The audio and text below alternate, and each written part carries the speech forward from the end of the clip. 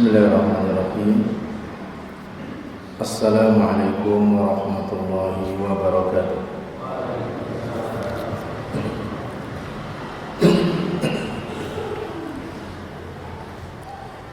Innal hamdalillah nahmaduhu wa nasta'inuhu wa nastaghfiruh wa na'udzu billahi min shururi anfusina wa min sayyiati a'malina. Man yahdihillahu fala mudilla lahu wa man yudlil fala hadiya lahu. Wa asyhadu an la ilaha illallah wahdahu la syarika lahu wa asyhadu anna Muhammadan 'abduhu wa rasuluh sallallahu alaihi wa ala alihi wa sahbihi wa man tabi'ahum bi ihsanin ila yaumiddin. Amma ba'd. Kepada para jamaah, bapak-bapak, ibu-ibu, hadirin dan hadirat yang senantiasa dimuliakan oleh Allah Subhanahu wa taala. Alhamdulillah, segala puji hanya milik Allah Subhanahu wa taala, yang mana pada malam hari yang berbahagia ini kita masih diberikan banyak kenikmatan oleh Allah Subhanahu wa taala, sehingga bisa dimudahkan oleh Allah untuk menghadiri majelis ilmu. Kita berharap kepada Allah Subhanahu wa taala agar kita termasuk orang-orang yang beruntung, orang-orang yang berbahagia, karena di dalam majelis ilmu Allah Subhanahu wa taala menurunkan ketenangan, memenuhi dengan rahmat-Nya, kemudian menaungi dengan malaikat-Nya, dan menyebut orang yang hadir di majelis tersebut di hadapan para malaikat-Nya. Kemudian para jamaah sekalian, kita lanjutkan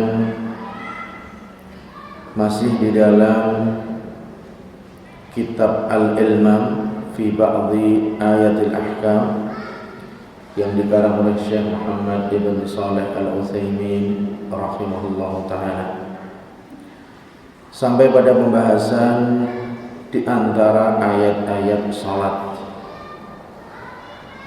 Pertemuan yang terakhir pekan lalu,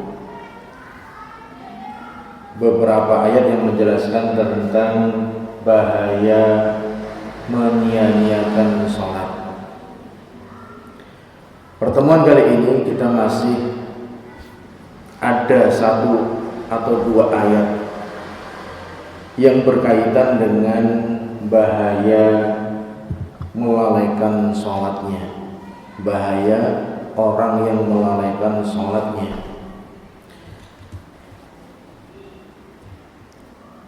Di dalam surat Al-Ma'un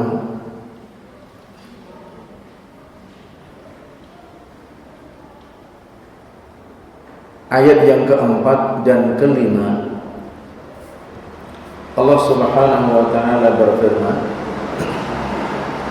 A'udzu billahi minasy syaithanir rajim. Fawailul lil musallin alladzina hum an salatihim sahun. Yang artinya maka fawailun, maka celakalah, maka celakalah. Karena wailun itu adalah kalimat untuk mengancam, kalimat ancaman, celakalah, binasalah, merugilah, wail. Konon dikatakan pendapat yang kedua, wailun artinya azab, siksaan. Wailun artinya azab atau siksaan. Kemudian konon dikatakan juga pendapat yang ketiga, wadin fi jahannam, wailun itu satu lembah di neraka jahannam. Jadi yang pertama adalah kalimat ancaman yang artinya merugilah, binasalah, celakalah, seperti itu. Kemudian yang kedua maknanya azab, siksaan. Yang ketiga maknanya satu lembah di neraka jahannam. Orang yang dikatakan wailun berarti nanti akan menempati lembah di neraka jahannam. Yang mengerikan, lembahnya ada di neraka. Ya, kalau lembahnya ada di dunia, yaitu mungkin ya sekarang menjadi tempat wisata. Tapi kalau lembahnya di neraka, naudzubillah. Sebagaimana dalam sebuah hadis disebutkan oleh Rasulullah SAW ketika para sahabat di antara mereka ada yang wudhu pada waktu sholat asar. Dalam perjalanan Rasulullah ada di belakang mereka. Mereka ketika wudhu tidak membasuh tumit-tumit mereka. Jadi kaki yang di depan dibasuh, tumit yang di belakang ini tidak kena air. Kemudian Rasulullah SAW beliau bersuara dengan keras, wailun lil aqabi minan nar, wailun lil aqabi minan nar, wailun lil aqabi minan nar, 3 kali. Binasalah, merugilah tumit-tumit yang tidak terkena air wudhu nanti di neraka. Ya, cuma itu wudhu tapi tidak sempurna, tumitnya ditinggalkan. Ini juga ada ancamannya. Jadi berarti wudhunya tidak sempurna, ya kakinya belum dibasuh semuanya, basuh bagian depan, tumitnya tidak. Nah ini ya harus kita perhatikan. Rasulullah SAW mengingatkan para sahabat, bukan berarti para sahabat ya nanti ada di jahanam, ya tidak. Ya, itu ancaman bagi orang yang mengerjakan perbuatan seperti itu siapa saja. Kemudian para ikhwas sekalian, hadirin dan hadirat yang dimuliakan Allah Ta'ala, di dalam ayat tersebut fawailun lil musallin, maka celakalah bagi orang-orang yang sholat. Ya, kalau di situ tidak boleh diputus. Fawailun lil musallin, berhenti. Binasalah bagi orang-orang yang sholat. Ya, harus dilanjutkan. Alladzina hum an sholatihim sahun, yaitu orang-orang yang dari sholat mereka melalaikan. Sahun, melalaikan. Ya, fawailul lil musallin, celaka bagi orang-orang sholat diam, tidak dilanjutkan, ini salah. Ya, berarti orang yang sholat itu celaka. Padahal yang dimaksud adalah orang-orang yang sholat tapi melalaikan, tidak memperhatikan waktunya, sudah keluar baru sholat. Ketika sudah masuk waktunya dia sibuk dengan urusan yang lain. Ya, waktunya azan dia pergi ke satu tempat, waktunya azan dia asik untuk bekerja. Ya, sampai mau keluar baru dia kerjakan sholat. Ini orang-orang yang melalaikan sholatnya. Atau seharusnya 5 waktu dikerjakan cuma 1 waktu, 2 waktu. Ini juga celaka atau binasa. Di dalam ayat ini, 2 ayat ini, Allah Subhanahu wa Ta'ala mengancam orang-orang yang sholat tapi tidak memperhatikan sholat mereka. Jadi orang yang sholat tapi tidak memperhatikan, nggak ada perhatian terhadap sholatnya. Kalau dia mau kerjakan, kalau dia nggak mau ya nggak usah dikerjakan. Yang seperti itu diancam oleh Allah Subhanahu wa Ta'ala. Yang mana sholat itu tidak ada di dalam hatinya. Jadi kalau orang yang memperhatikan sholat itu ada di dalam hatinya. Ini waktunya sudah masuk sholat atau belum? Wah, ini sholat kita nanti terlambat, itu ada di dalam hatinya. Tapi kalau orang seperti itu yang melalaikan, nggak ada di dalam hatinya, karena dia tidak memperhatikan, dia tidak menghargai sholat itu sendiri, sehingga sholat itu juga bukan sesuatu yang penting menurut dirinya, seperti itu. Maka mereka menyia-nyiakan sholatnya, mereka tidak mengerjakan syarat-syaratnya, tidak mengerjakan rukun-rukun sholatnya dan kewajiban-kewajiban sholatnya. Mereka sholat sebagian sesudah keluar waktunya, atau sholat tanpa bersuci terlebih dahulu, atau sholat tanpa tumak nina, tidak tumak nina. Ya mungkin kalau itu kiriman itu ya kilap, tapi kilapnya lebih kilap lagi, kilap khusus, ya cepat. Ya seharusnya tarawih itu bisa 1 jam, cuma 7 menit selesai, 23 rakaat. Ya sudah cepat, sangat cepat lagi, bahkan tidak tumakninah, bahkan tidak mengerti apa yang diucapkan. Allah Subhanahu wa Ta'ala mengancam mereka dengan wail. Tadi wail itu ancaman, kalimat ancaman, atau azab, siksaan, atau yang ketiga lembah yang ada di mana? Neraka jahanam.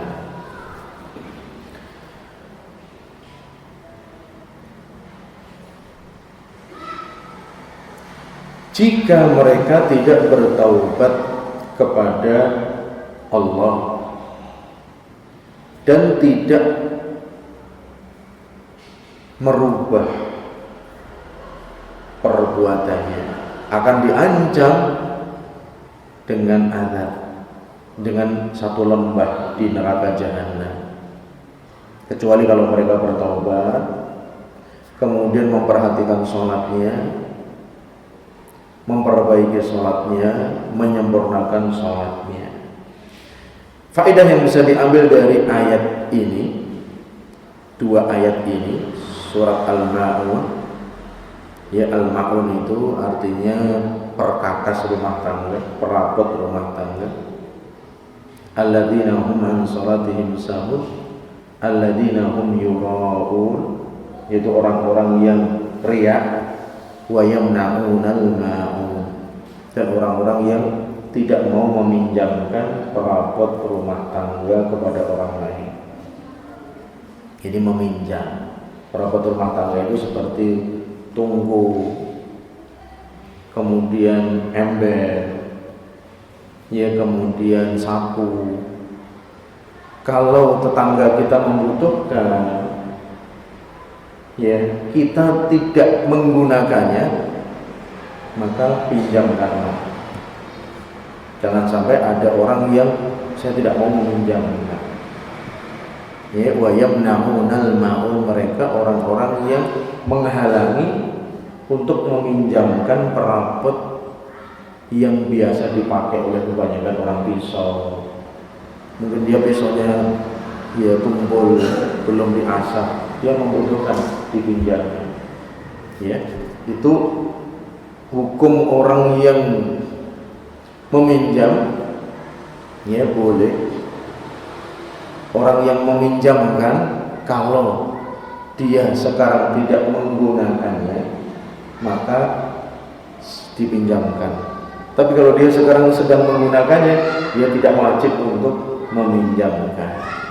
Dia sekarang membutuhkan, mau dipinjam motornya, saya sekarang membutuhkan motornya, saya tidak bisa meminjamkan. Ya, demikian juga ada etika ketika kita meminjam itu, ya, yaitu memanfaatkan, kemudian setelah selesai memanfaatkan barangnya masih seperti sedia kala. Ya, meminjam kemudian rusak, meminjam kemudian ya berkurang banyak, itu ya bukan meminjam, tapi ya ada kesengajaan merusak dan lain sebagainya. Kemudian para jamaah sekalian, yang pertama faedah yang bisa diambil, ta'zimu sya'nis shalah, mengagungkan kedudukan sholat, mengagungkan perkara sholat. Kemudian yang kedua, kewajiban untuk memperhatikan sholat kita, kewajiban untuk memperhatikan sholat kita. Kita perhatikan sholat kita akhir-akhir ini tidak khusyuk. Kenapa? Kita harus perhatikan, cari sebabnya. Kita perhatikan akhir-akhir ini sholat kita sering terlambat, tidak berjamaah. Ini kita perhatikan. Sholat kita terlalu cepat, diperhatikan.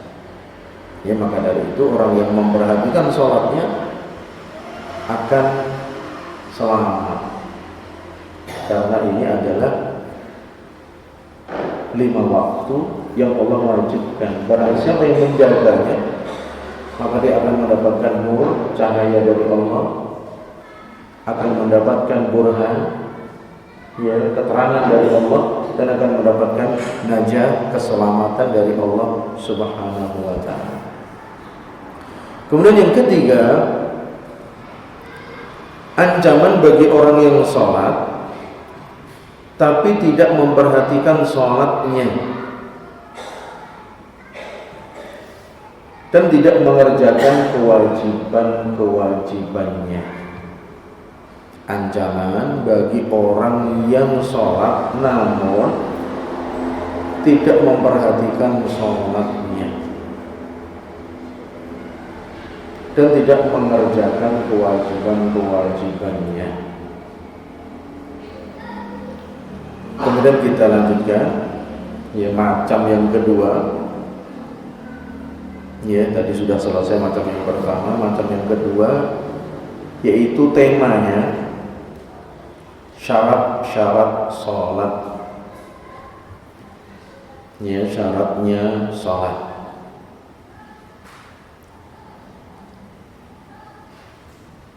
Sebagaimana kita ketahui, syarat sholat itu disebut yang para ulama ada 9. Ya, ada 9, nanti insya Allah kita sebutkan. Ayat yang pertama di dalam surat An-Nisa 103. Ini kita ganti tema, ya, temanya sudah ganti. Syarat-syarat sahnya sholat atau syarat-syarat sholat. Syarat sahnya sholat. Ayat yang pertama di dalam surat An-Nisa 103. Allah Subhanahu wa ta'ala berfirman, fa'idat ma'nantum fa'aqimus salat innas salata kanat 'alal mu'minina kitaban mawquta. Fa'idat ma'nantum, maka apabila kalian sudah tenang,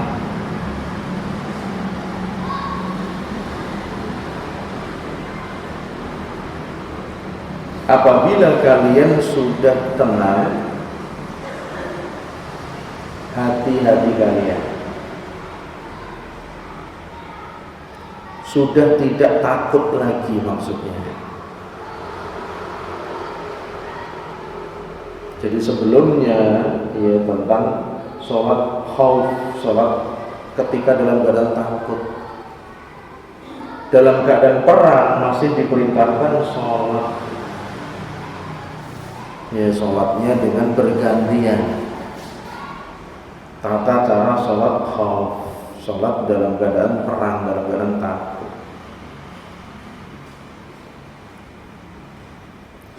Apabila kalian sudah tidak takut lagi, tidak dalam keadaan perang lagi, sudah aman, fa'aqimus shalah, maka tegakkanlah sholat seperti kebiasaan kalian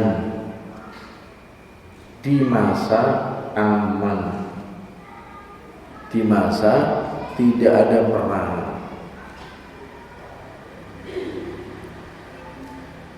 Inna sholata,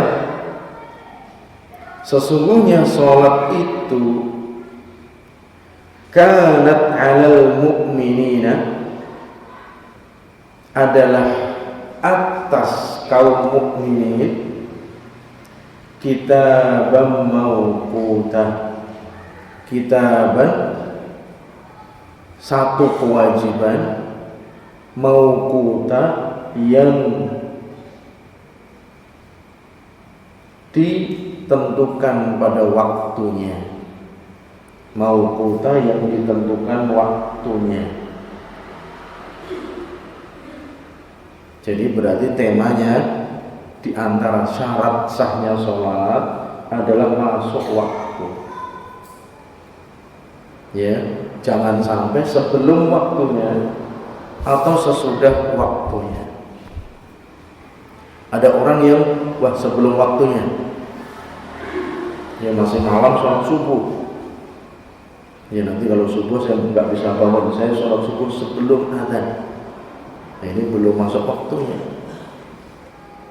Atau asar, ya nanti mendekati maghrib, sudah mau maghrib. Ini keluar waktunya. Jadi di dalam firman Allah Ta'ala surat An-Nisa ayat 103, fa'idhat ma'nantum fa'aqimus shalah. Kalau kalian sudah tenang, maka tegakkanlah sholatnya. Sesungguhnya sholat itu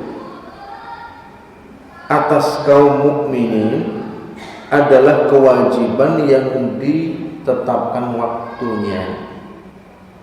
Jadi tidak sembarangan waktunya. Sewaktu-waktu kalau saya mau, saya sholat. Waktunya kapan saja? Tidak. Waktunya ada, sudah ditentukan oleh Allah Subhanahu wa Ta'ala. Dipraktekkan oleh Rasulullah Sallallahu Alaihi Wasallam. Jadi harus sesuai dengan waktunya.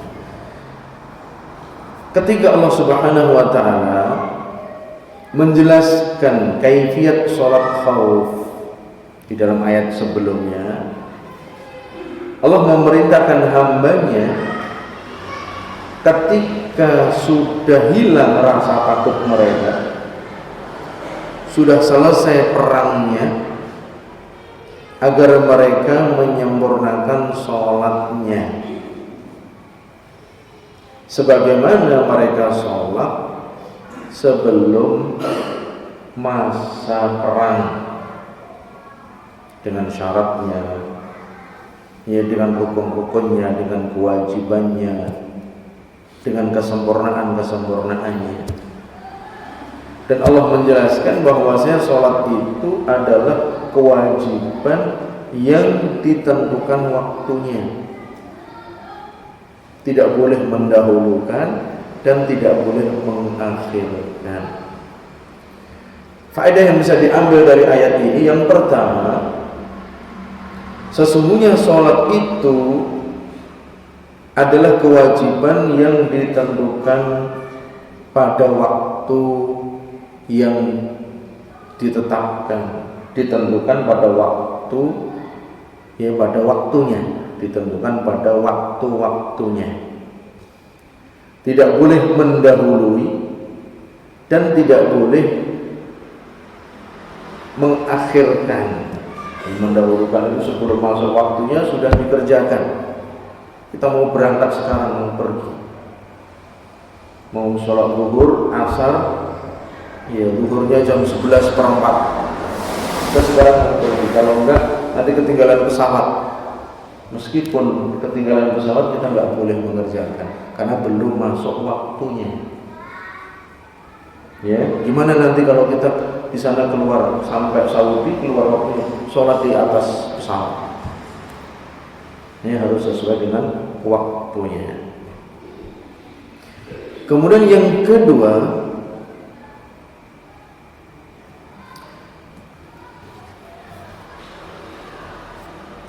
sesungguhnya hukum satu ibadah itu mengikuti sebab-sebabnya. Apabila ada perang,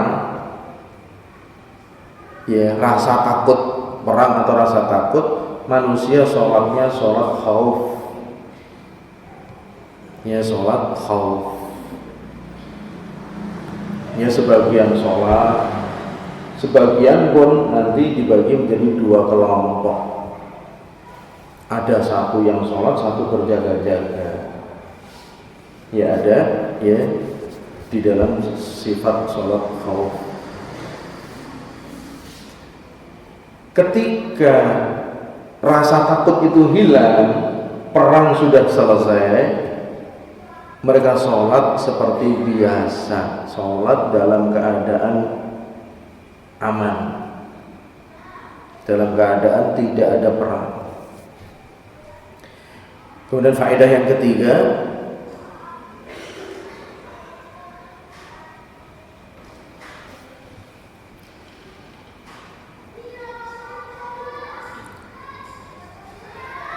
di dalam Allah mensyariatkan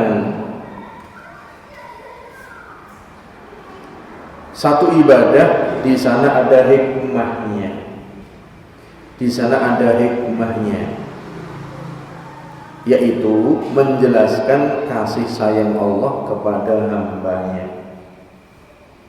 Ya, sholat khauf itu ada hikmahnya. Kalau sholatnya seperti biasa, dengan mudah musuh itu menyerang orang Islam sehingga mereka bisa mati semuanya. Ya, maka Allah syariatkan sholat khauf. Dan di sana ada hikmah. Ketika sholat itu pada waktunya ada hikmahnya. Sholat subuh kenapa waktunya seperti itu, ada hikmahnya. Sholat zuhur kenapa harus setelah matahari tergelincir, ada hikmahnya. Kemudian sholat asar, sholat maghrib, sholat isya, semuanya ada hikmahnya. Kemudian yang kedua, para jamaah sekalian, ayat yang kedua tentang syarat sahnya sholat, surat Al-Isra ayat 78. Surat Al-Isra ayat 78. Ya, kalau tadi di dalam surat An-Nisa 103, sekarang Al-Isra 78. Allah Subhanahu wa taala berfirman, "Aqimis sholata liduluki syamsi ila ghasaqil lail ila wasaqil laili wa qur'anal fajr inna qur'anal fajri kana mashhuda." Dalam surat Al-Isra 78, Allah Subhanahu wa taala berfirman, "Aqimis sholata", tegakkanlah salatmu, liduluki syamsi. Jadi perkataan tersebut ditujukan kepada Nabi Muhammad sallallahu alaihi wasallam dan kepada seluruh umatnya. Hai Muhammad, tegakkanlah salatlah dengan sempurna. Liduluki syamsi, ketika matahari tergelincir. Matahari tergelincir itu sudah condong dari tengah-tengah langit menuju ke arah barat. Ya, matahari dari timur, ya, kemudian naik waktu duha, kemudian naik lagi, dan nanti sepenggalah di atas. Matahari di atas kepala kita dilarang sholat. Setelah tergelincir baru masuk waktu zuhur.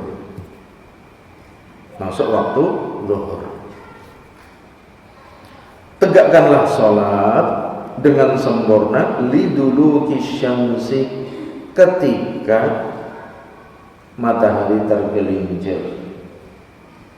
Ya, ditunggu sebentar matahari tergelincir, ditunggu sebentar. Nanti masuk waktu zuhur. Aqimis sholata liduluki syamsi ila ghasaqil lail, sampai ghasaqil lail, gelapnya cahaya malam hari. Cahaya malam hari gelap sekali. Ya, itu waktu sholat isya.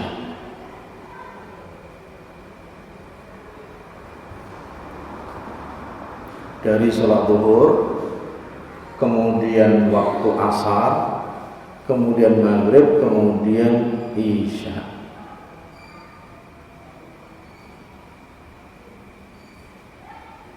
Kemudian sesudah itu wa Qur'anal fajri,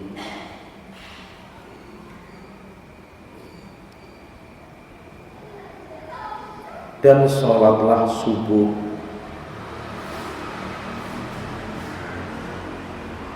Tegakkanlah bacaan Quran di waktu subuh,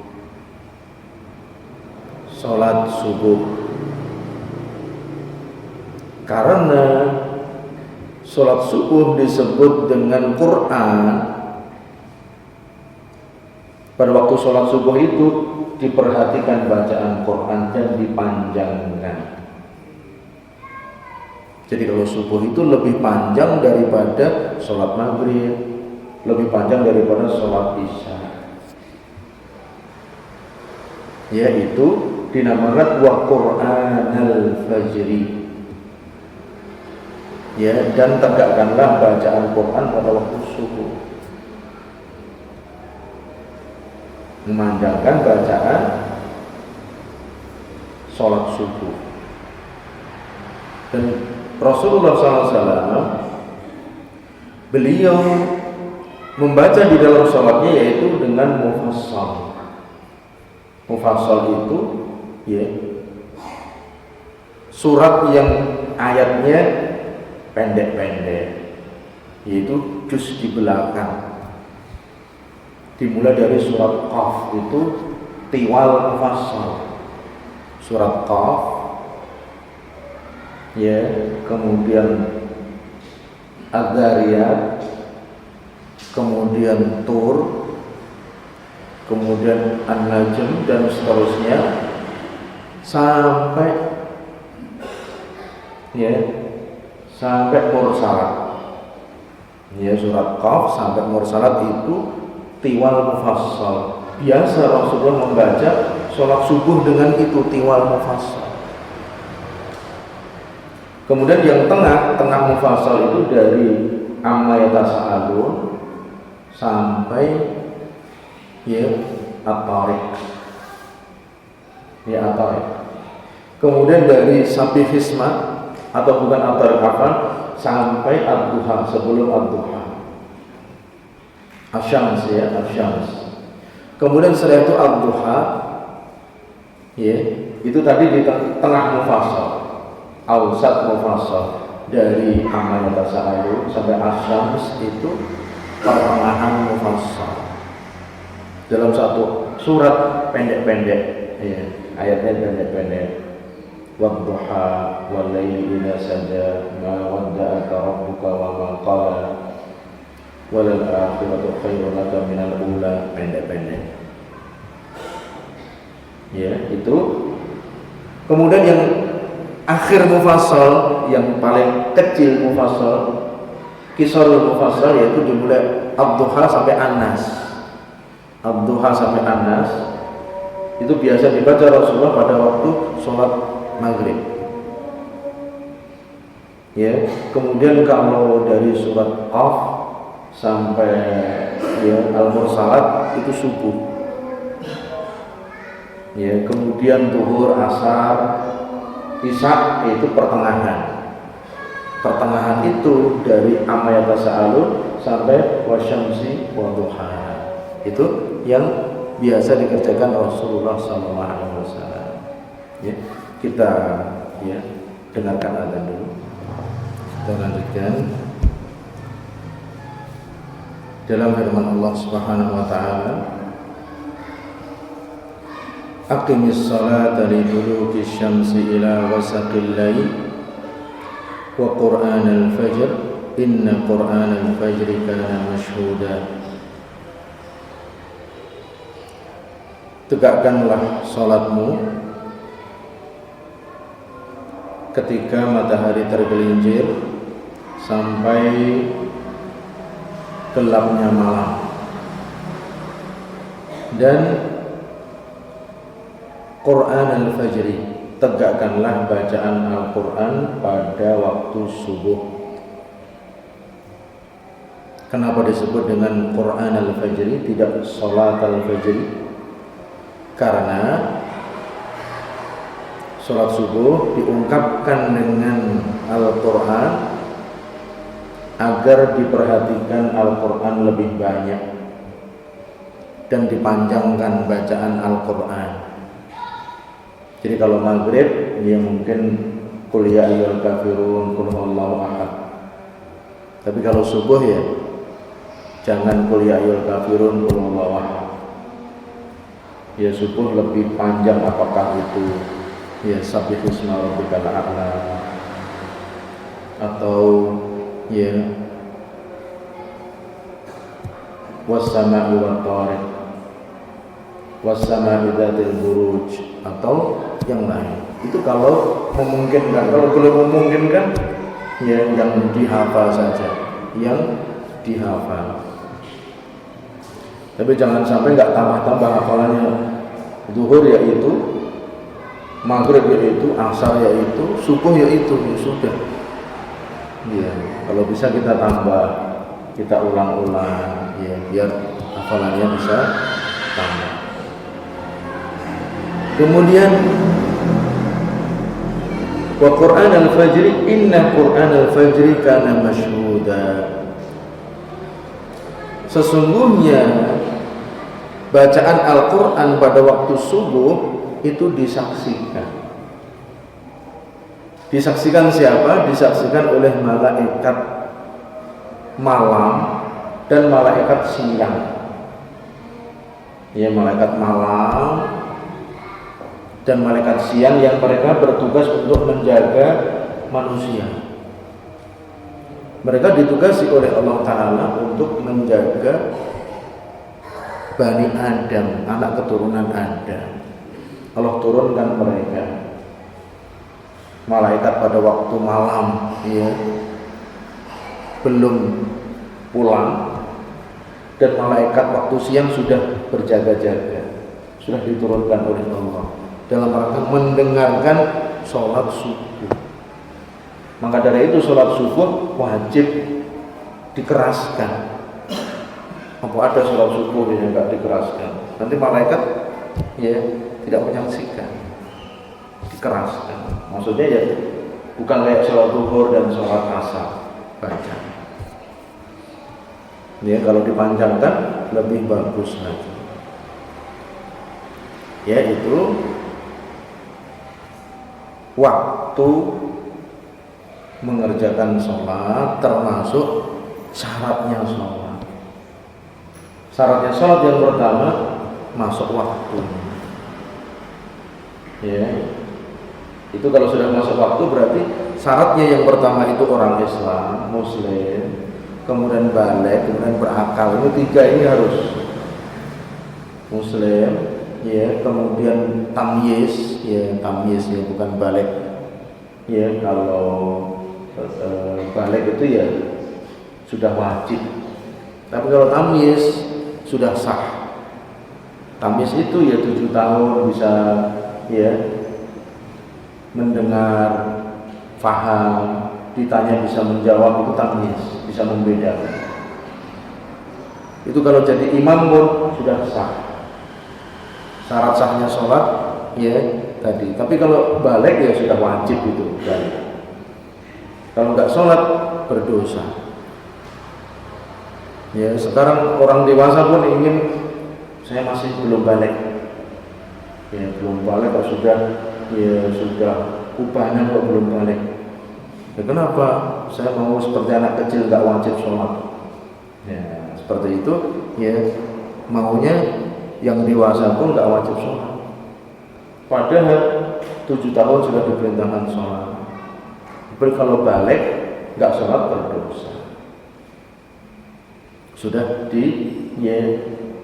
dikhitab dengan khitab syariat. Ya ditujukan kepada mereka, ini syariat seperti ini. Allah berfirman, Rasulullah bersabda. Kemudian ayolah sekalian, faedah yang bisa diambil dari ayat ini, surat Al-Isra ayat 78. Ya, itu yang pertama, wajibnya menegakkan sholat pada waktu yang ditetapkan. Pada waktu yang ditetapkan.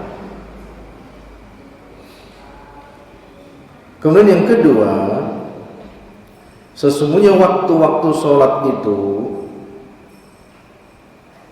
bersambung satu dengan yang lain, yaitu zuhur, asar, maghrib, dan isya. Itu bersambung. Adapun waktu subuh berpisah, ya tersendiri. Ya maka dari itu sebagian ulama berbeda pendapat. Sholat isya itu sampai waktunya sampai subuh atau tengah malam. Ya kalau menurut Syekh Utsaimin, sholat subuh itu sampai pertengahan malam.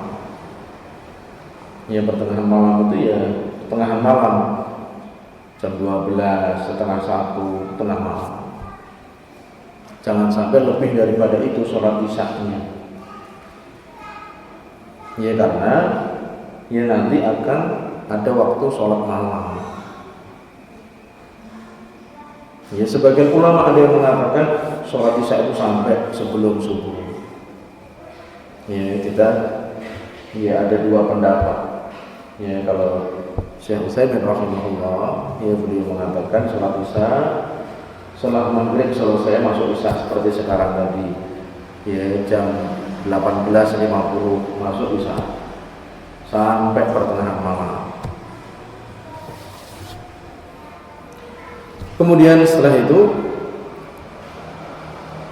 adapun sholat subuh terpisah, zuhur, asar, maghrib, isya, ya sebutkan tegakkanlah sholat dari matahari tergelincir sampai tengah malam, gelap gulitanya malam itu ya waktu malam isya. Kemudian yang ketiga,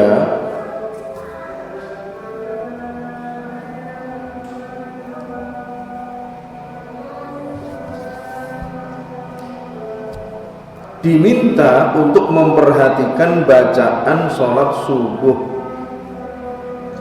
Diminta untuk memperhatikan bacaan sholat subuhnya, karena malaikat akan hadir.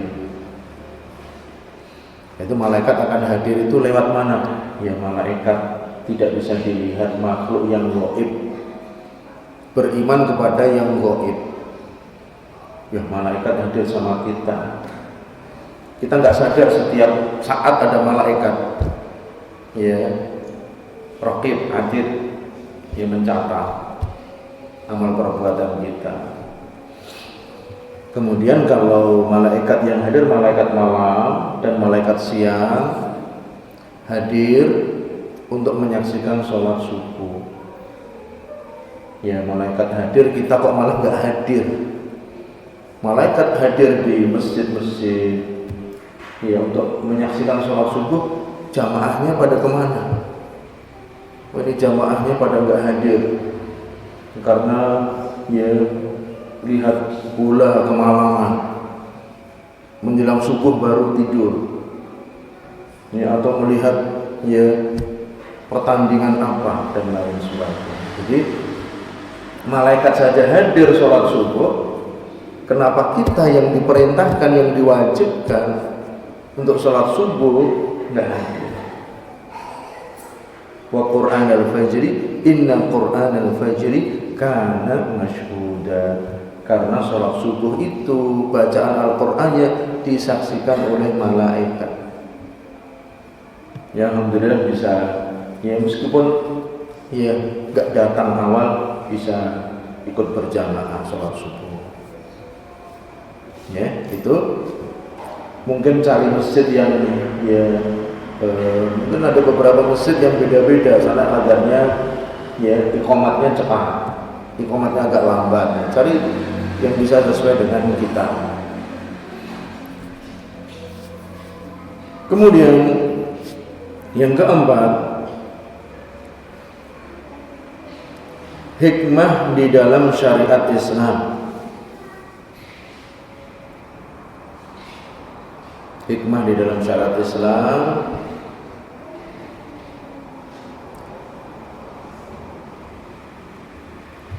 yang telah menetapkan waktu-waktu sholat itu dengan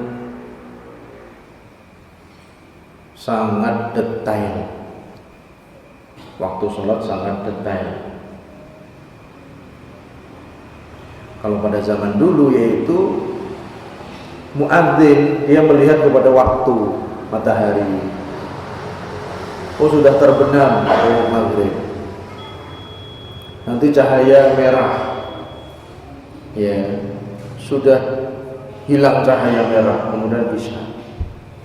Ya, kalau sekarang itu sudah ada waktu-waktunya. Adanya jam, ya, disesuaikan dengan ya jadwal waktu, itu membantu. Ya, membantu kita untuk menjaga sholat. Ya, zaman dulu, zaman Nabi belum ada jam. Ya, belum ada kompas, belum ada ya semua teknologi. Ya, seperti itu para jamaah sekalian tentang ya syarat sahnya sholat. Yang pertama atau yang baru dibahas ini temanya adalah waktu. Ya, masuk waktunya. Jangan sampai mendahulukan waktunya dan juga mengakhirkan waktunya. Ini ya pelajaran kita pada malam hari ini. Setelah nanti masalah waktu ini masih ada ya kelanjutannya pada pertemuan pekan depan biidznillah taala. Jadi sampai di sini para jamaah sekalian, barangkali itu yang bisa kita sampaikan. Wassalamualaikum warahmatullahi wabarakatuh wa ala alihi wa sahbihi ajma'in wa akhiru da'wana alhamdulillahi rabbil alamin. Wassalamualaikum warahmatullahi